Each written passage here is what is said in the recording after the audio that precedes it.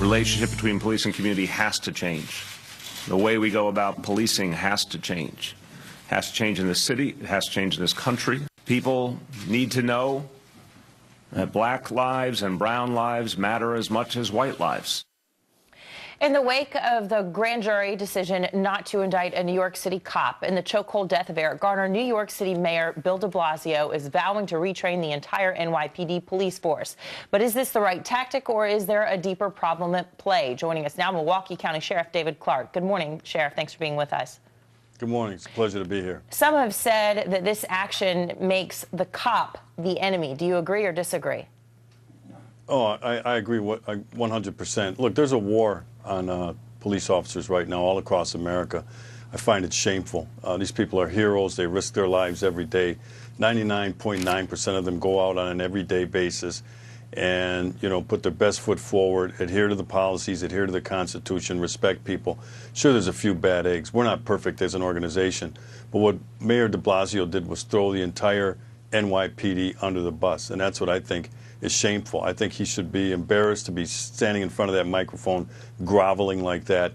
I don't know how he can look any NYPD officer in the eye this morning. I think he ought to go to every precinct in the city and offer an apology. He ought to know what it would feel like to live just one day without the NYPD. That city would collapse. And I think he ought to start showing some appreciation for it, not just there, but I'm fighting this on behalf of every law enforcement officer across the United States who is under siege right now.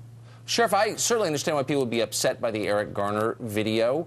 What I don't understand is the mayor's assumption, never explained, often asserted, that there was a racial component to this. Do you see this as an example of racism?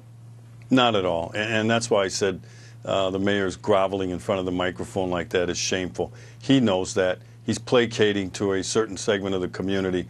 But he's the mayor of all of New York. And when he speaks, every New Yorker ought to listen and say, he's talking to me. And right now, he's chosen sides. But I'll tell you right now that he threw NYPD under the bus should be aggravating to every New York citizen.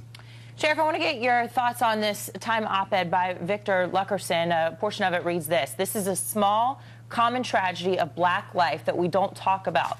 The best way for me to find success in my own country was to be immersed in a culture entirely different from my parents and adopt it as my own. Learning to deal well with white people can help you get far in life, but it shouldn't be a requirement for holding on to your life." So is this saying that unless you conform to Caucasian culture, you're out of luck? Boy, how stupid is that? He's suffering from an inferiority complex. He and too many other blacks, I didn't say all blacks, are on this perpetual misery tour about what's wrong with the United States. Here's what I call my black identity: hard work, preparation, self-determination, self-discipline, self-actualization, self-motivation, and when I fall down, get up. That's a black identity I have, and that is not the sole province of white society. I find it insulting when people talk like that. What do you make of these protests, Sheriff, that are breaking out all over the country, particularly here in New York, protesters breaking into Macy's, Toys R Us, in the name of justice? Where do you think that's going? Well, this is not in the name of justice. Look, this is an anarchist movement, and we ought to identify it for what it is. Nobody in California, and we're having the same protests in Milwaukee, where I'm from, nobody in Milwaukee has any remote connection emotionally to Ferguson, Missouri, to Mike Brown, to Eric Garner, to any police department there. And so I find it just embarrassing.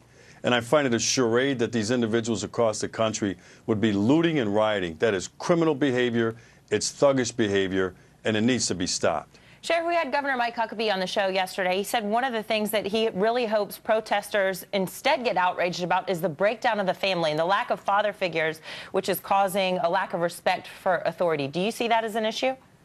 It's a huge issue. Young men growing up without fathers, these failed liberal government policies have destroyed the black family. And until we put that black family back together, we're going to continue to see this type of behavior out of our young men. David Clark, Milwaukee County Sheriff, man certain to be drafted for higher office, I would think. It's great to have you on this morning. Thanks for joining us. It's always my pleasure.